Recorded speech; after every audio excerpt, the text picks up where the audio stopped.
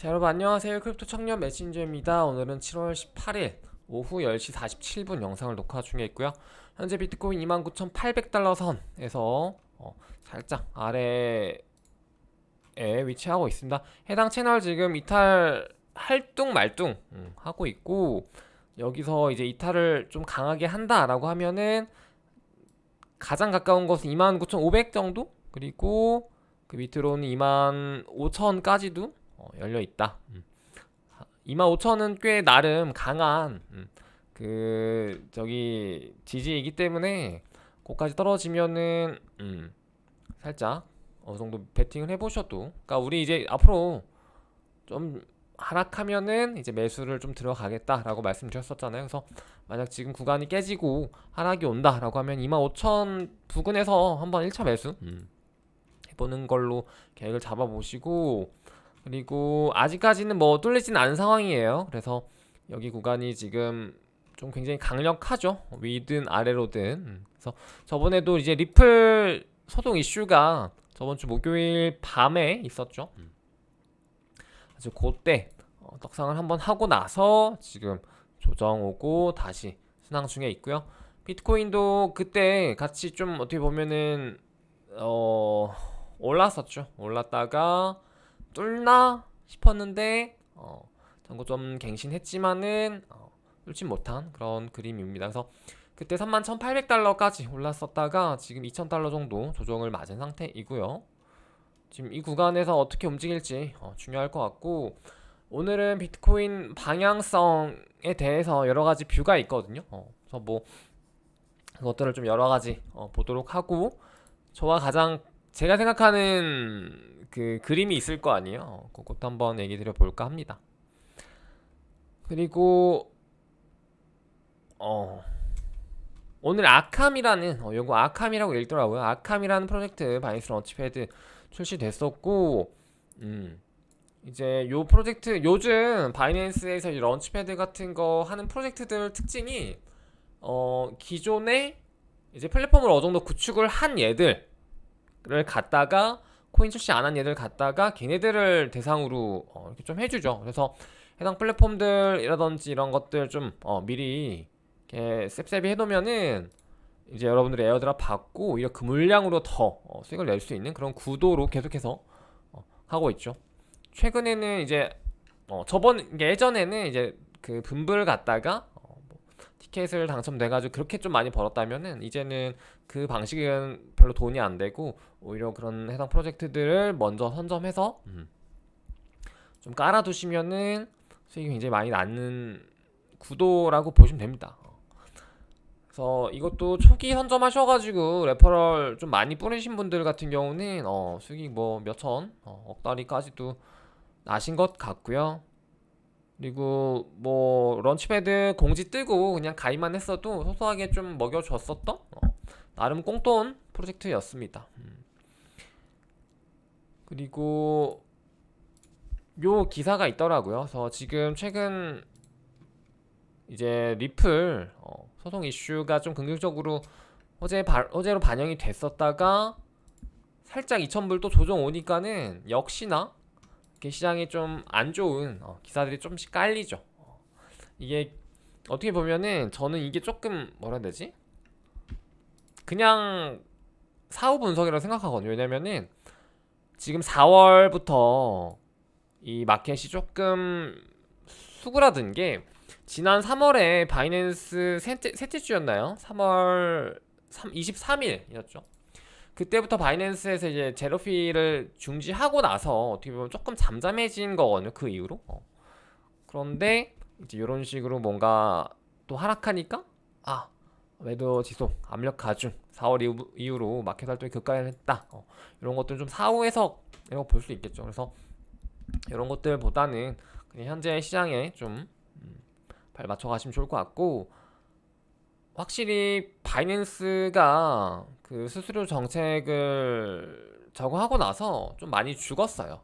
그래서 요걸 떠나서 실제로 좀 잠잠해졌다가 그 이후로 이제 블랙록 이슈로 잠깐 올라왔는데 여기서 지금 좀 주춤하고 있죠. 그래서 일단 지금 현재 구간이 어떤 구간이냐면은 여기를 왜 이렇게 못 뚫냐, 지금 몇 달 동안 못 뚫냐. 지금 4월에 여기 한번 부딪히고 조정 한번 왔다가 블랙록 이슈로 한번 올라왔다가 다시 또 두들겼는데 못 뚫었잖아요. 이 구간이 어떤 구간인지 한번 봤더니 뭐 주봉으로 봐도 그냥 보입니다. 계속 강조 드렸었죠. 여기 한 번, 두 번, 뭐 세 번, 네 번이나 맞닥뜨렸던 저항 구간이다. 그래서 이걸 좀 그냥 얘가 그 넘버링 한 걸로 보면은 첫 번째 구간이 20년 이후로 21년에 완전 그때 이제 불장이 처음 왔을 때 여기서 한번 주춤했었죠. 여기서 한번 주춤하면서 알트코인들 이제 순환 펌핑 시작했던 구간이에요, 여기가. 그래서 딱 요 구간. 그리고 이제 두 번째로 석가빔 이후로 세 달 동안, 약 세 달 동안 횡보를 했는데 결국 지켜낸 그만큼 강력한 좀 구간이다. 그리고 전고점 이후 떡락할 때 이제 여기에서 한 번 더 질질 끌렸었던 구간이고요. 그리고 4월달, 최근 4월에 여기에서 저점 찍고 반등한 구간에서 좀 강하게 막혔던 구간입니다. 그래서 지금 이 구간이 뚫리기가 굉장히 어려웠었는데 뚫렸잖아, 3번에서. 그리고 나서 다시 뚫으려면은 좀 굉장히 좀 탄탄한 저항이 있는 구간이다라고 보시면 될 것 같고요. 만약에 이번에 뚫으면은 조금 뭐 분위기가 나쁘지 않은 정도로 좀 더 상승이, 추가 상승이 있을 수 있는 구간인데요. 저번처럼 막 그냥 좀 애매하게 이렇게 좀 애매하게 뚫는 것보다는 뚫고 위로 안착을 해줘야겠죠.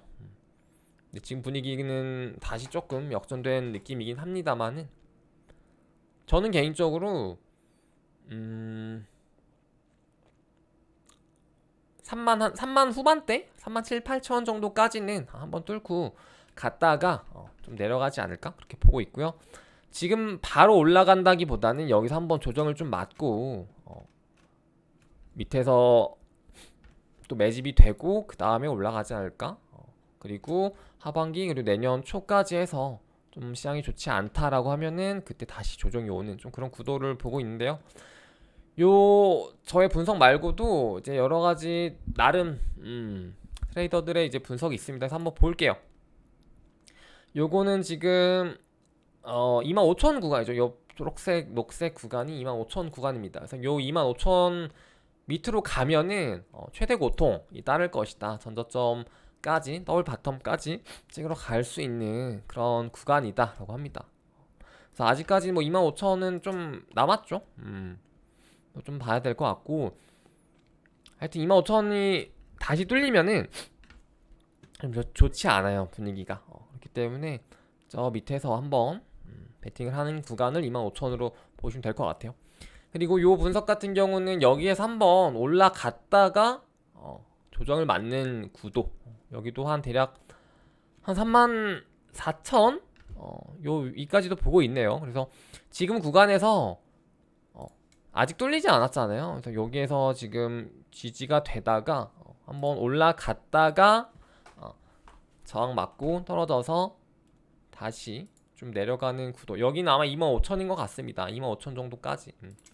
그리고 요거 같은 경우는 아까 제가 말했던 좀 분석이랑 가장 유사한 것 같은데요.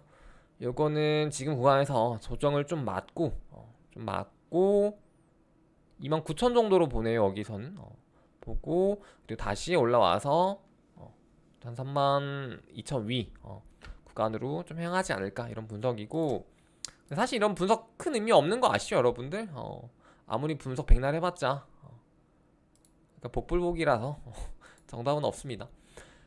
하지만 이제 여러 가지 이제 시나리오들을 이렇게 할 수 있는 시나리오들이 좀 강력하구나라는 그런 토대를 보시고 내가 어떤 구간에서 이제 좀 떨어졌을 때, 하락했을 때 어떤 구간에서 내가 좀 매수를 하는 게 가장 확률적으로 좀 맞나, 그런 것들을 보시라고 말씀을 드린 거예요. 그리고 요 분석 같은 경우는 좀 역시나 숏이죠. 지금 구간 블리시한 것처럼 보이지만 결국에는 저번 사이클에서 한번 다시 기회가 왔던 것처럼 이번에도 또 결국 올 것이다 라고 합니다. 그래서 지금 구간에서 뭐 바로 이렇게 떨어진다라는 건 아니겠지만은 저도 올 하반 막분기 10월 이후 그리고 내년 초까지 해가지고 좀 한 번 더 기회가 오지 않을까? 좀 그렇게 보고 있습니다. 근데 그게 뭐 전저점일지 더블 바텀 정도일지 뭐 이만 언저리 정도일지는 모르고 그때 가서 상황을 또 봐야 알죠. 봐야 알기 때문에. 그리고 요거 같은 경우가 요게 가장 좀 저랑 비슷한 것 같습니다. 지금 구간에서 좀 하락 조정을 맞고 대략 25,000 부근에서 다시 반등을 해서 36,000 정도까지 올라갔다가 그리고 다시 조정을 맞고 요때가 24년이네요. 오히려 24년 반감기 이후로 조정을 맞고 그리고 25년부터 떡상하는 그림을 그리고 있는데요. 요 의견도 좀 괜찮은 것 같아요. 저는 개인적으로. 그래서 어쨌든 결과론적으로의 이제 어떤 분석들이 좀 공통점이 뭐냐면은 이제 이 구간에서 한 번 더 올라갈 수 있는 여력은 분명히 있다. 다만 그건 굉장히 제한적이고 대략 한 36,000, 7,000, 8,000 요 정도까지이고 찍는다고 하더라도 다시 좀 조정이 와서 올 하반기 마지막 분기부터 해가지고 좀 시장이 좋지 않은 어떤 그런 기회들이 오지 않을까? 대략적인 흐름 자체는 이제 트레이더들이 좀 그렇게 많이들 공통적으로 보고 있고요. 정답은 없습니다만 여러분들 좀 각자 상황에 맞춰서 지금 본인 포트폴리오와 이제 어떤 시드 비중 그리고 그런 것들 좀 보셔서 대응하시면 좋을 것 같고 다만 결론은 또 이겁니다. 결국에 23년이 아니죠. 2030년까지 비트코인의 이제 목표 가격일까요? 요걸 가장 진짜 상황을 안 좋게 가정해서 봤을 때가 25만 8,500달러 선 정도 라고 보고 있고 요거 어디서 어떤 분석인지 모르겠습니다만 하여튼 대략 이렇다고 합니다. 아크네요. 아크. 아크는 좀 너무 롱이긴 한데 25만 8천까지는 아니더라도 어쨌든 7년 뒤잖아요. 그냥 마냥 7년 뒤면은 우리 나이가 지금 벌써 7년 뒤면은 엄청 늙어 있을 거 아니에요? 그러면은 그때 가서는 진짜 물가 상승이 지금보다 심할 거고 화폐 가치 하락이 굉장히 속도가 빨라질 거라고 저도 생각을 하고 있거든요. 그래서 분명히 어떤 자산군에든 우리가 투자를 하고 있어야 되는 것이고 그게 저는 적어도 이제 미국 주식이나 아니면 암호화폐 시장이나 아니면은 좀 보수적이면은 우리나라 부동산인데 그쵸 여러분들도 비슷하게 생각하실 것 같아요. 근데 이제 우리나라 부동산도 지금 최근에 좀 말이 많고 그래서 우리는 코일러이기 때문에 비트코인 비중이 높을 수밖에 없다라고 한다면 과연 암호화폐 가격이 얼마나 돼 있을까? 최소 최소 10만 달러는 되지 않을까요? 2030년이면 그렇기 때문에 지금 지금 한 달, 두 달 이 고민을 갖다가 너무 크게 하지 마시고 좀 편안하게 내려오면 사고 어쨌든 그렇게 보시면은 좋을 것 같아요. 뭐 말이 쉽지만은 어쨌든 간에 이제는 좀 ETF 관련 이야기들도 많이 나왔었고 어떤 제도권의 흐름이라든지 뭐 홍콩도 그런 움직임을 취하고 있고요. 우리나라에서 또 이제 이런 거 보시면은 계속해서 뭐 암호화폐 관련 가이드라인을 계속해서 만들려고 하고 있죠. 그래서 이런 방향성들이 결국에는 투자자들의 어떤 보호로 이루어진다면은 좀 더 지금보다 나은 상황이 좀 되어지지 않을까 생각합니다. 오늘은 좀 재미없었나요? 저는 요즘에는 비트코인 방향성 보는 게 제일 재밌더라고요. 그러니까 이게 뭐 저의 생각도 있지만은 이 사람들이 이렇게 생각하는구나. 이 사람은 숏인데 숏 관점에서는 이런 시나리오가 있고 롱 관점에서는 이런 시나리오가 있구나. 이런 걸 보는 게 또 요즘 재밌어가지고 제 트위터 팔로우 해두시면은 제가 이런 거 다 막 이렇게 그 좋아요랑 리트위트 해두거든요. 그러면 여러분들이 그냥 편하게 보실 수 있어요. 그래서 한번 가서 보시면 좋을 것 같고요. 기회는 또 오기 때문에 최근에 이제 후모가 좀 많이 오셨던 분들이 있을 거 아닙니까? 그런 분들이 이제 속으로 지금 좀 떨어질 것 같네, 또 편안하다 이렇게 느끼지 마시고 조금 이제 조정 오면은 매수할 준비를 하시고 막 쇼시다 떡락이다 뭐 이런 거 이제는 그런 것보다는 내가 물리더라도 매수를 해서 물리더라도 좀 더 내려오면 물 타고 이런 식으로 접근하시는 게 최소 1년, 2년 투자 관점으로 봤을 때 훨씬 더 우리가 수익을 극대화할 수 있는 그런 마음가짐이라고 봅니다. 네. 그리고 오늘 시간이 좀 빠르네요. 마켓캡 해서 한번 알트코인 한번 쭉 보도록 하겠습니다. 그리고 요거 도미넌스가 최근에 리플이 좀 많이 올라서 조금 뺏겼죠. 조금 뺏겼고, 그리고 비트코인 조정이 오히려 조금 더 있는 것 같아요. 봤을 때 좀 높죠. 최근에 솔라나도 좀 많이 상승을 했었고, 솔라나가 저는 개인적으로 저번 사이클 에이다 포지션으로 좀 갈 수도 있겠다. 그러니까 많이 하락했지만 결국에는 그때 그 영광을 기억하는 사람들, 그리고 이제 나름 그 커뮤니티에 좀 많이 지지를 받고 있기 때문에 시총 요 정도 유지를 하면서 나쁘지 않게 갈 수도 있겠다, 좀 그런 생각이 듭니다. 다만 저번에 비교드렸던 뭐 폴카닷이나 이런 얘들은 좀 이렇게 내려가는, 시총이 좀 내려가는 그런 흐름으로 갈 것 같고요. 저번 사이클의 테조스 정도로 보시면 되겠죠. 테조스 같은 경우도 막 투자 엄청 많이 받고 막 테조스가 이제 다음에 미래다 막 이러면서 막 난리를 쳤었는데, 실제 까보니까 어떤 불장 오니까는 그 상승률은 굉장히 안 좋았고, 딱히 어떤 플랫폼이라든지 디앱을 개발하는 것도 없고 그랬었기 때문에 폴카닷이 좀 그런 흐름으로 가지 않을까요? 테조스 꼴 나지 않을까요? 그렇게 보고 있고요. 그리고 아직 나오지 않은 프로젝트들이 많이 있잖아요.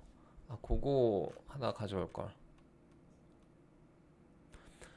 나오지 않은 프로젝트들이 굉장히 많기 때문에 그런 애들 위주로, 그런 애들 중에서 DM 말고 플랫폼을 담당 일진 애들 있잖아요. 그런 애들, 그리고 이제 중국 쪽에서 또 자금이 들어올 수 있는 그런 구도로 갔을 때 걔네들이 좀 이렇게 수급을 모아가지고 상승시킬 수 있는 프로젝트들이 어떤 프로젝트들인지 그런 것들도 또 고민해 보시면 좋을 것 같고, 그리고 이제 미국의 어떤 그런 규제 관련해서도 좀 한번 생각을 해보면 좋겠죠. 헤드라 요 프로젝트도 보시면은 또 뭐 신한은행 어쩌고저쩌고 해가지고 계속해서 일은 열심히 하고 있는 것 같아요. 아비트럼, 앱토스, 수이 요 3대장 같은 경우는 아직 발행량 대비 유통량이 조금 적기 때문에 그때 사이클 가서 매수해도 늦지 않다 라고 말씀을 좀 많이 드렸었고, 옵티미즘도 마찬가지입니다. 옵티미즘도 보시면은 여기 바가 엄청 안 채워져 있죠. 멘틀 이제 출시될 건데, 비트다오에서 이제 마이그레이션을 진행을 했을 때 전체 유통 대비 발행량이라든지 이런 것들 좀 따져가지고 보시면 좋을 것 같고요. 사실 지금 시총 100위권 안에 50위권이라고 볼까? 50위권 안에 있는 애들 중에서 바이낸스 런치패드 출신 애들이 진짜 엄청 많거든요. 진짜 많아요, 보시면은. 근데 지금 런치패드 하는 애들은 이 지금 여기에 랭크인에 되어 있는 애들이랑은 조금 느낌이 많이 달라서 어떤 개별 프로젝트 조금 더 예전에 바이낸스가 런치패드 했었던 그런 애들은 좀 더 큰 그림을 보는 프로젝트라면은 지금은 조금 뭐라 해야 될까, 그런 개별 D앱의 어떤 거버넌스 토큰이라서 조금 아쉬운 부분이 분명히 있죠. 근데 또 뭐 엑시처럼 완전 대박 날 수도 있는 거고요. 그래서 어쨌든 바이낸스가 좀 힘을 많이 잃긴 했지만은 바이낸스 런치패드 이런 얘들 계속 좀 관심 가지시는 것도 어, 괜찮을 것 같고요. 클레이트는 아직도 있네요. 랭크가 되어 있고, 뭐 칠리즈는 지금 볼까요? 업비트 그건가? 업비트가 좀 거래량을 많이 먹었네요. 알트코인들 중에서 업비트에 동시상장 되어 있는 애들은 업비트가 거래량 좀 많이 먹는 경우가 많은 것 같아요. 수위도 요 며칠 좀 올랐죠? 후비는 나락으로 가고 있고요.